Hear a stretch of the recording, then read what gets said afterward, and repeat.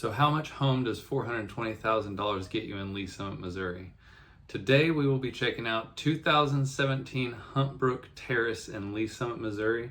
This home is a 4-bed, 3.5 bath, and it was 3,100 square feet. It was built in 2004, and it was only on the MLS for 5 days. I toured this property probably on the second day. There were some other people there, so my video is a little choppy. This is also shot in the horizontal view instead of the vertical. Let me know which way you prefer, but let's just go ahead and dive into this one. So this one does run a little long. I was being really thorough. I shot this one for some out-of-town buyers, out-of-country buyers actually. This was probably the third house I was showing them.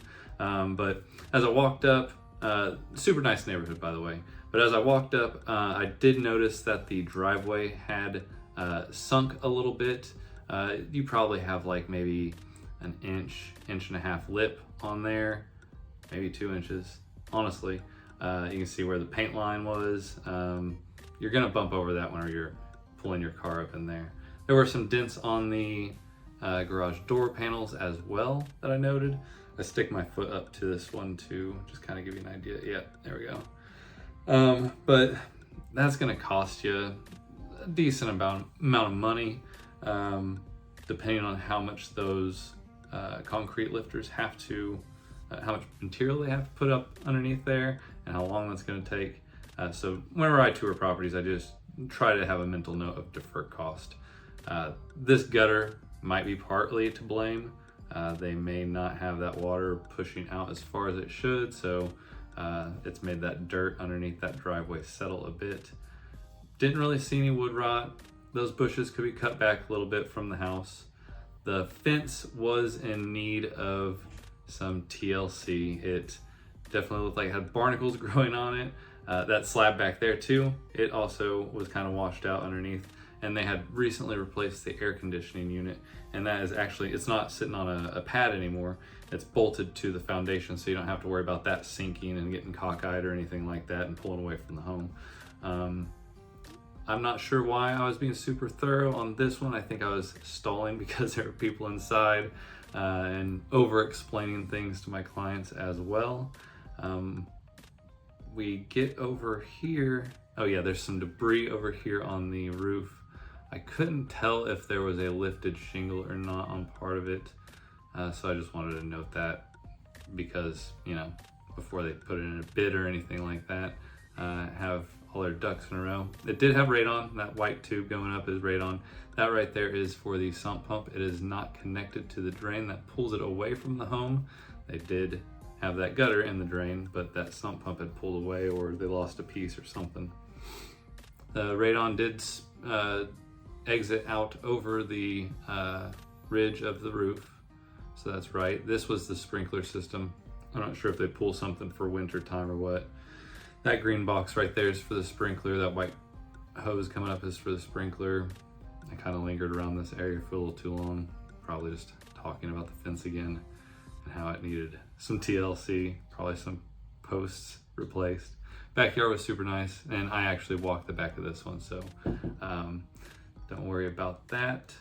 And then from there, there were still some people in here, so I was trying to be quiet, being a little slow. This one I didn't run through it as fast as I thought I had. But they have the recessed lighting. That chair for the stairs does not stay. It was noted in the seller's disclosure as not staying. Good sized dining room, a lot of light coming in. The paint and all that seemed, you know, fairly new in the last few years. The tile work is all original. It's got that brown tile. I'm not sure if a lot of people still like that, those earth tones on the floor like that. Good size closet, drop off your jacket. I believe this fireplace was a gas fireplace. Really good sized living room. Older light fixture with fan.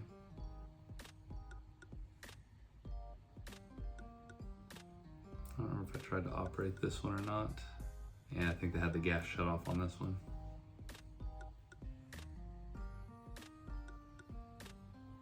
And that's always hit and miss with an inspector. Sometimes they'll turn it on and they'll run it, and other times they won't even touch it. Safety concerns. There were people down in the basement right here, so I was just kind of lingering in the kitchen. Older style backsplash, all original, I'm assuming original countertops, original cabinets, original hardware. I did cut there, I rummaged through the fridge, thought I'd cut that out. These are always super nice, these pantries, these built-ins that have the sliding drawers for them. There was a lot of space in this one. All your appliances up top, just get everything out of the way.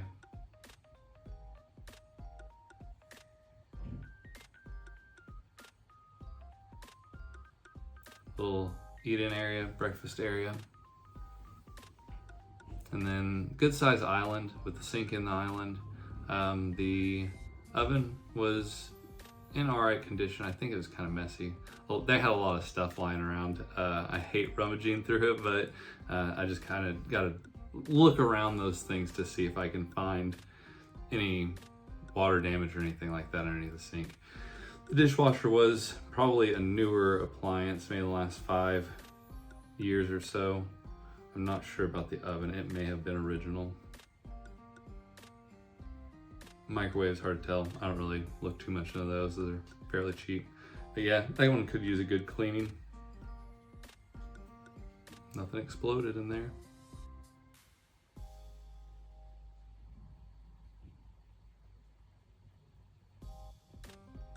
This trim and door had been painted at one point in time. The deck out here was super nice. It wasn't tall enough to require railings. I think that's 3 steps there, and I think that may require railings, a 3-step rule, but the height of this I don't think was high enough to require that. And then over here, note this little corner spot where there's mud, and that's probably where some standing water happens, where the grading isn't the best away from the house, so you end up getting a pool of water that kind of stays in that spot and it rests up against foundation. That's usually how you can get water into the foundation. You just want water to roll away from the home as much as possible, and that was a problem area. And it looked like just around the corner with the air conditioner unit too, it was probably similar in that spot.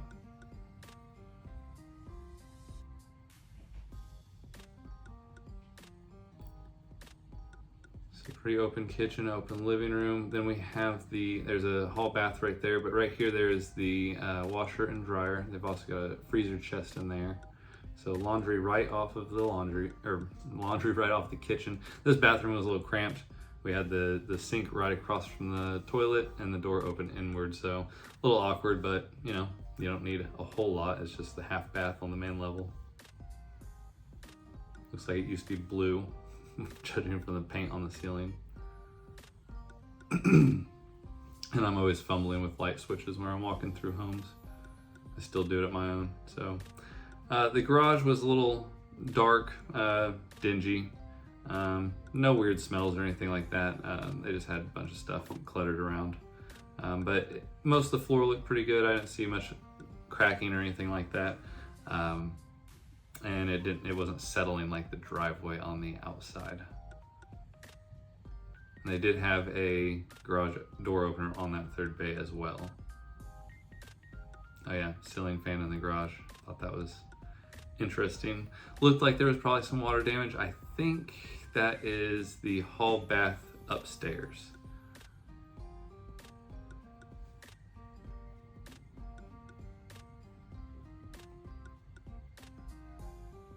And then we go to the basement, where I generally like to start. Just give you a good feel. On this one, when I look at the square footage, they had the basement added to the square footage, just a certain amount of it, like 600 something square feet. Some people would consider this finished, some people would consider it unfinished. It does have drywall put up on some parts, concrete walls on other parts. So over here is a storage area with the HVAC system. All this concrete looked good. I didn't see any cracks going through. There's the sump pump. There's the radon mitigation system. That is the white pipe that goes out the side of the house that ejected above the roof. But all the concrete looked good. Let's see, I think water, this wraps around and exits out to the other side of the basement living room.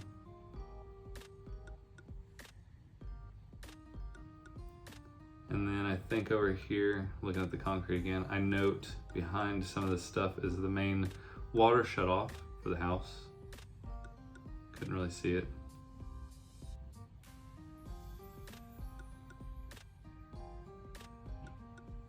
There's the stairs back up. So on the outer perimeter, the concrete is still exposed. They didn't frame out any sort of walls, didn't do drywall. They did put lights in, but they didn't put a ceiling in, which I'm usually fine with on no ceiling. They painted it, it looks clean.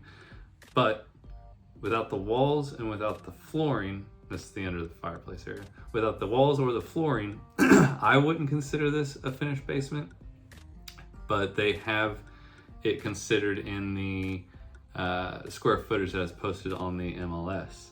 Now, if you look back at the taxes, that square footage is not claimed on the taxes, but that's not uncommon to happen. People finish out stuff and just don't end up reporting it to an assessor. It happens, but my clients agreed on this one. We would not have considered this as square footage, finished square footage. And there was a crack over there on the foundation, nothing crazy, pretty common. And then over here, we have some cracks going across the floor. Like I said, nothing crazy. It's not, I don't see any upheaval. There was no water in there. Didn't look like anything ever pooled or anything like that. Here is the water heater and the HVAC system. The water heater looked older. The HVAC system looked like it was replaced just in the last few years, if not the last year. I always look for dates on things, never find them.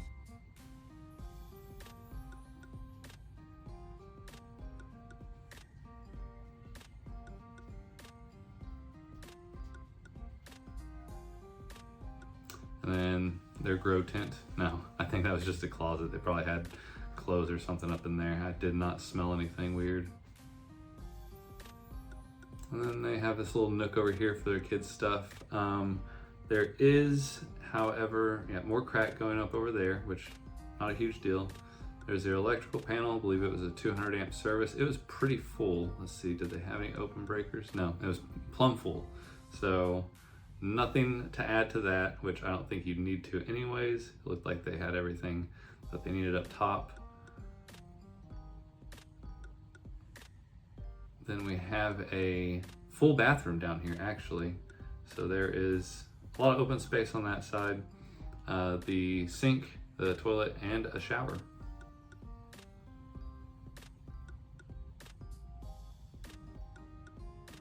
That crack continues.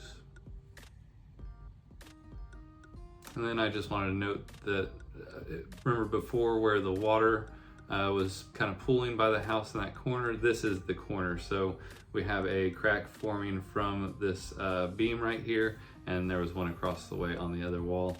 That's, you know, it's pretty normal. The size, the angle, all that stuff is fairly normal, but to keep that from getting worse or seeping any water in or anything like that, you would want to fix the grating on the exterior of the house so the water didn't pull up.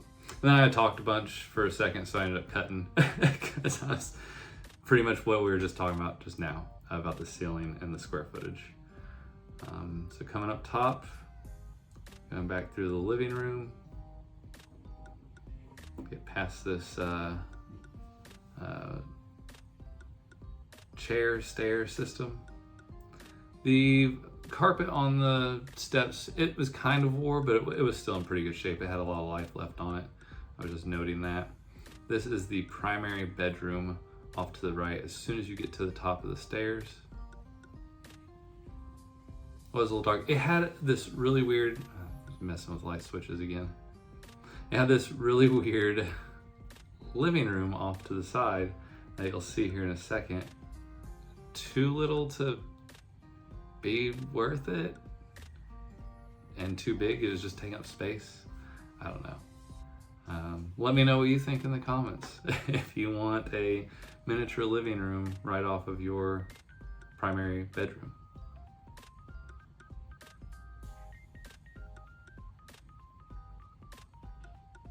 The recessed ceiling. I think that was a king size bed. I think. You could fit another one in this room. Really. The carpet there too is probably original. I think there were some spots in it that needed to be stretched back out, but it hadn't worn out or anything like that. Just some high traffic spots, you could tell.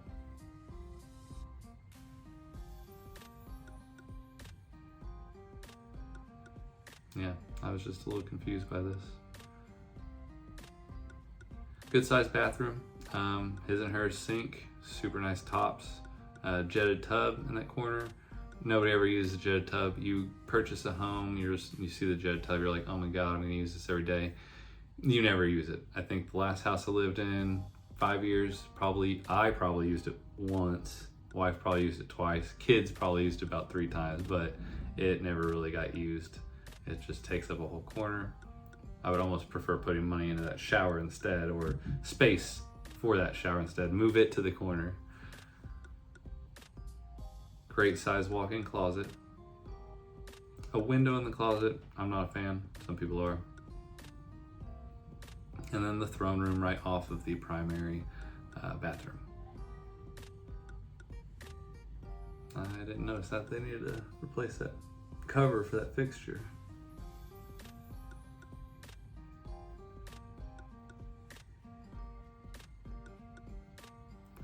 And then we go over here to one of the secondary bedrooms. It's a good sized one. It's got vaulted ceilings. It's been painted recently. That was all pretty fresh paint, I feel like. It was all right size. I think you could fit a full-size bed in there just fine. If you went queen, it'd probably have been a little more cramped.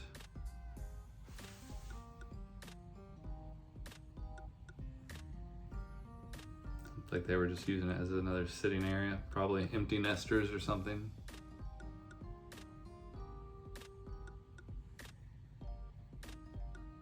Good old linen closet. And this hall bath also opens up to one of the other secondary bedrooms off to the side. Messing with light switches again. Most of this bathroom is original. Just your standard shower, insert, tub.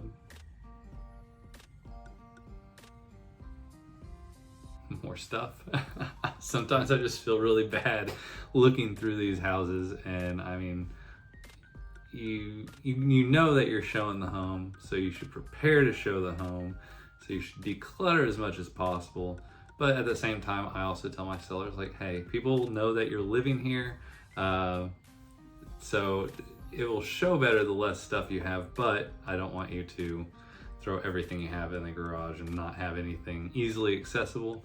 Some people just don't care at all. So, I mean, it still showed pretty nice. It was just things like that are a little harder to see. And then where you get inspectors in there or anything like that, they've got to work around that stuff and make sure that nothing is leaking on or around any of that stuff either. This last secondary bedroom was a little smaller. It was just, I think it was the shape mainly because of that wall right to the left. Yeah, it's a full-size bed, so it's probably it might be about the same size as that first secondary bedroom.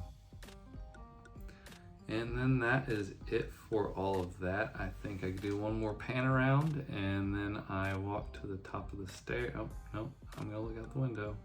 All those are original windows too. But this house wasn't that old anyway, so most of the stuff is still fairly up to date. Just some of the cosmetic stuff is a little out of date, really. And then the paint spot every now and then on the ceiling that you see where they repainted. Doing a once over, spinning around, making myself dizzy. I have no idea what I was saying there, but it does not matter. Anyways, that is the tour of 2017, what was it, Hunter's Ridge? Huntbrook.